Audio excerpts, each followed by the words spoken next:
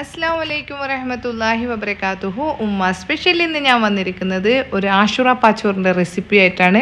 അപ്പോൾ ആഷുറ പാച്ചോറ് എല്ലാവർക്കും അറിയാൻ പറ്റുമായിരിക്കും. മുഹറം മാസത്തിൽ 9ഉം 10ഉം നോറ്റ് കഴിഞ്ഞ് കഴിഞ്ഞാൽ 10ാമത്തെ നോമ്പിൻ്റെ അന്ന് എല്ലാ വീട്ടിലുള്ള ആൾക്കാരും അധികം വെക്കുന്ന ഒരു മധുരമാണ് ആഷുറ പാച്ചോറ്.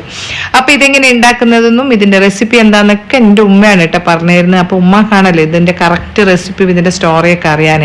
അപ്പോൾ അതിന് മുമ്പ് എപ്പോഴും ഞാൻ പറയുന്നത് പോലെ ഉമ്മ സ്പെഷ്യൽ കാണുന്ന എല്ലാവരോടും ഞാൻ റിക്വസ്റ്റ് ചെയ്യാണ്, ആദ്യമായിട്ട് കാണുന്നവരാണെങ്കിൽ അല്ലെങ്കിൽ സബ്സ്ക്രൈബ് ചെയ്യാൻ മറന്നവരാരെങ്കിലും ഉണ്ടെങ്കിൽ ഒന്ന് എൻ്റെ ചാനൽ സബ്സ്ക്രൈബ് ചെയ്യുകയും ബെല്ലൈക്കൺ അമർത്താനും മറന്നുപോയത് എല്ലാവർക്കും ഷെയർ ചെയ്യുക, സപ്പോർട്ട് ചെയ്യുക.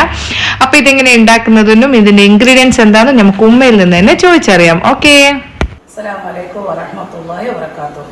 ഇന്ന് ഞാൻ നിങ്ങൾക്ക് കാണിക്കാൻ പോകുന്ന അഷുറ നാളിൽ ഉണ്ടാക്കുന്ന പായസത്തിൻ്റെ റെസിപ്പിയാണ്. ഇതിന് വേണ്ടുന്ന ചേരുവകൾ: ഈ ഒരു കപ്പിന് കണക്കായ കടല, ചെറുപയർ പരിപ്പ്, വെല്ലം, ചെറുപയർ, ഇത് ഒരു തരം പരിപ്പാണ്, ഇത് ഒരു തരം പയറാണിത്, ഇത് ഒരു തരം പയർ, മമ്പയർ കുറവിന്, ഇത് ഗോതമ്പ്, ഇത് പുഴുങ്ങലരി, ചോറിൻ്റെ അരി, 1.5 തേങ്ങൻ്റെ പാലാണ്, ഇത് മുമ്പാൽ, ഇത് രണ്ടാമത്തെ പാൽ. ഇതെല്ലാം ഒന്ന് ഈ ഫുള്ള് സാധനങ്ങളെല്ലാം ഒന്ന് കുതിർത്ത് വെല്ലം ഒഴിവ് ബാക്കി 9 സാധനങ്ങൾ കുതിർക്കുക. ഒരു 2 മണിക്കൂർ 3 മണിക്കൂർ നേരം കുതിർക്കുക. കുതിർത്തതിന് ശേഷം നമ്മൾ രണ്ടാം പാലിനകത്ത് അതിനെ വേവിപ്പിച്ചെടുക്കുക. നല്ലോണം കുതിർത്തി വെച്ച പരിപ്പ് രണ്ടാം പാലിൽ നമ്മൾ കുക്കറിലിട്ടിട്ട് വേവിപ്പിക്കുക. ഉപ്പ് നമ്മൾ പിന്നെ വെള്ളത്തിൻ്റെ ഉപ്പ് ഉണ്ടാവും, അത് വെള്ളം ഒഴിച്ചിട്ട് നമുക്ക് വേണമെങ്കിൽ മാത്രം ഉപ്പ് ഇട്ടാൽ മതി, അല്ലെ ഇടണ്ട.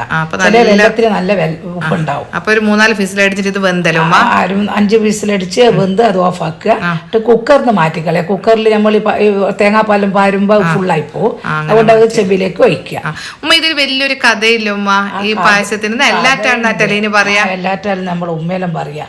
അതിന്റെ കഥ എന്ന് പറയുന്നത് നൂനബിന്റെ കഥയാണ്. ഇത് 5-10 നബിമാർക്ക് എന്തെല്ലോ ഗുണങ്ങൾ, നല്ല നല്ല ഗുണങ്ങളെല്ലാം കിട്ടിയ മാസമാണ് ഇത്. ഈ നൂഹ് നബി ഒരു കപ്പലിൽ യാത്ര ഇങ്ങനെ ചെയ്യുന്ന, കപ്പലിൽ യാത്ര എന്ന് പറഞ്ഞാല് ഈ വെള്ളം എനിക്ക് ഇപ്പൊ ഒന്ന് ഒഴിച്ചിട്ട് നല്ലോണം തിളപ്പിക്കണം. വെള്ളം ഒഴിച്ചിട്ട് തിളപ്പിക്കുക. തിളപ്പിച്ചതിന് ശേഷം അത് കുറച്ച് ടൈറ്റായി നിന്ന് കാണുമ്പോൾ നമ്മൾ ഈ മുൻപാലെടുത്തിട്ട് അത് ഏലക്കായി ഇടുക. എന്നിട്ട് നോക്കിയിട്ട് വേണമെങ്കിൽ മാത്രം കുറച്ച് ഉപ്പിടുക.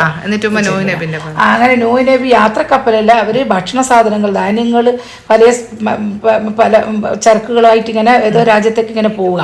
അങ്ങനെ പോയിക്കൊണ്ടേ ഇരിക്കുമ്പോൾ അതിൽ കുറെ അവിശ്വാസികളുണ്ട്, ഒരു വക അവിശ്വാസികളാണ് കൂടുതലുള്ളത്. അപ്പോൾ ആ നൂഹ് നബിന്റെ കാര്യത്തിലൊന്നും വിശ്വാസം ഇല്ലാത്ത ഒരാൾക്കാരാണ്. അപ്പോൾ അവരെ എങ്ങനെയെങ്കിലും നശിപ്പിക്കണമെന്ന് അള്ളാഹുവിന് തോന്നി.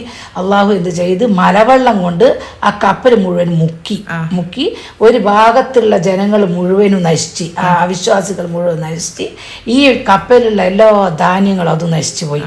നൂഹ് നബിനെ വിശ്വസിക്കുന്ന കുറച്ചാൾ മാത്രം രക്ഷപ്പെട്ടു. അപ്പോൾ അന്ന് അവർക്ക് മുഹറത്തിൻ്റെ നോമ്പായിരുന്നു. 9ഉം 10ഉം എന്ന് പറഞ്ഞാൽ നോമ്പില്ല, ആ നോമ്പിൻ്റെ ദിവസമായിരുന്നു ഈ സംഭവം നടന്നത്. അവർക്ക് നോമ്പ് തുറക്കാൻ ഒരു സാധനവും ഇല്ല, നോമ്പ് എല്ലാം നശിച്ചു പോയിരിക്കുന്നു.